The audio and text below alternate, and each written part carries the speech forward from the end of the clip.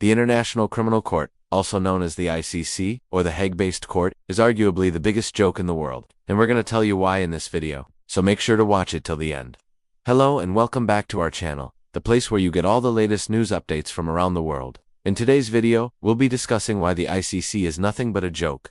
But before we begin, let us remind you to subscribe to our channel and hit the bell icon so that you don't miss any of our latest videos. As mentioned in the intro, in today's video we'll be discussing why the ICC, or the International Criminal Court, is a joke. The ICC currently has 3 sitting heads of state who have active arrest warrants out for them. These include Russia's Vladimir Putin, Israel's Benjamin Netanyahu, and Myanmar's acting president Min Aung Hlaing. There's a fourth one. Libya's Habil al-Qanada, he is in self-imposed exile in Turkey since he was ousted by Gaddafi back in 2011. So these 4 leaders, either currently in power or former, have active arrest warrants for them from the ICC for alleged war crimes and crimes against humanity. Now, the ICC doesn't have a police force of its own.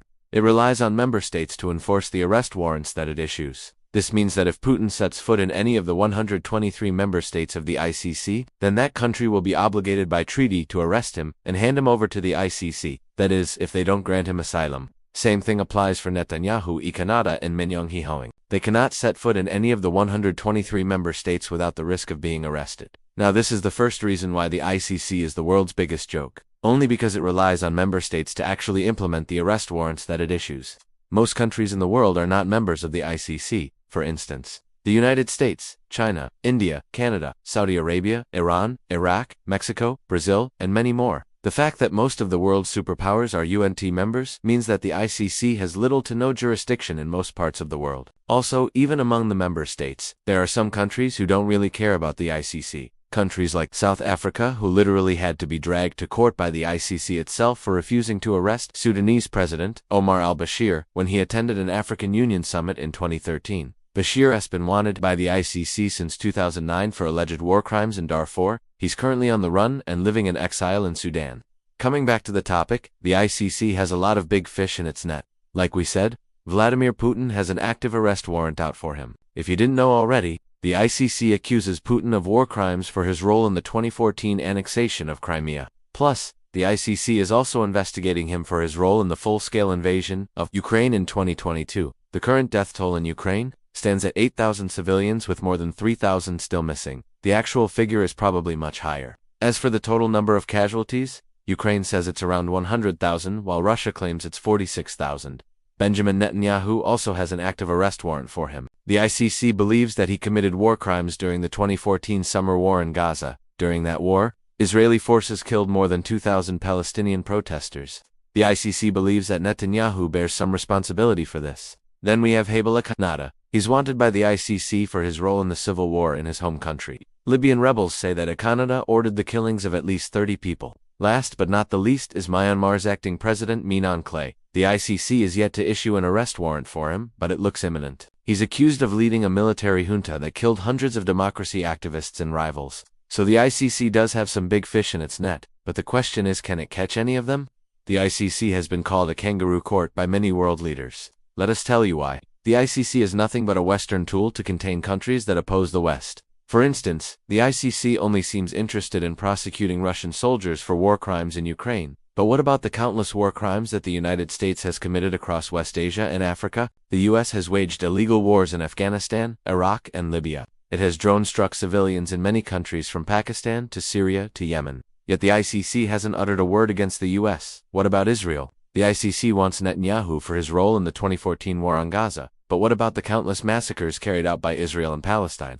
The Sabra and Shatila massacre in 1982, where Israeli forces and right-wing Christian militias carried out a 2-day-long killing spree. Over 800 Palestinians were killed and 600 women were raped during that massacre. Or the Jenin massacre of 2002, where Israeli defense forces killed at least 12 and injured over 100. The ICC hasn't done anything about it, and now it wants to arrest Bibi for a crime he supposedly committed in 2014. Same thing with Sudan.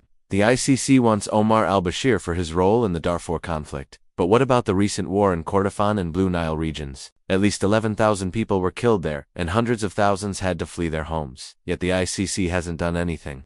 Now you know why many countries call the ICC a joke. The ICC only seems to go after countries it wants to punish. Another reason why the ICC is a joke is that it only punishes the small fries. You see, the ICC isn't after the big fish. Take the 2014 Gaza war, for instance. The ICC has charged only low and mid-level Israeli military officers for war crimes. But what about the masterminds? Israel's political leadership wasn't even involved in that war. They weren't even held accountable. It's always the same people who face the ICC's wrath, the foot soldiers. The ICC can't touch the real power brokers. Another reason why the ICC is nothing but a joke is that it's toothless against the powerful. Remember when the ICC tried to arrest al-Bashir in South Africa? South Africa refused and Bashir traveled back to Sudan safely. That incident sent a clear message to the ICC: no one dares to cross the court. Even Russia and China threatened to veto any attempt by the UN Security Council to refer the Ukrainian conflict to the ICC. Now coming to the main topic of the video. How did the ICC become a joke? As we mentioned earlier, the ICC only goes after the small fries. The real power brokers are safe.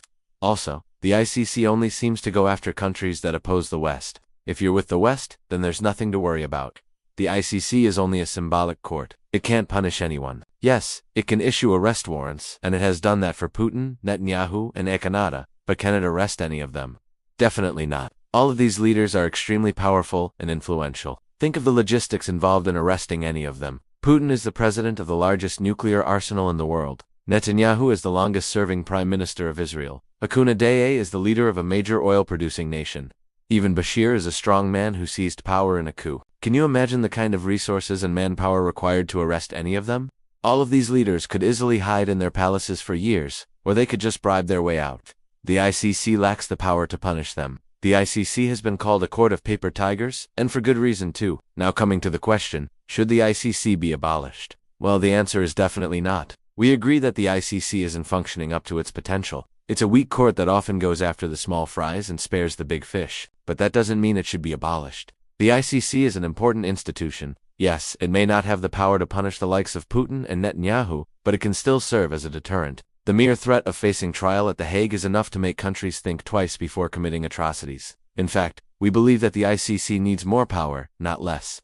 It's time for the international community to back the court. It's time to give the ICC the teeth to bite.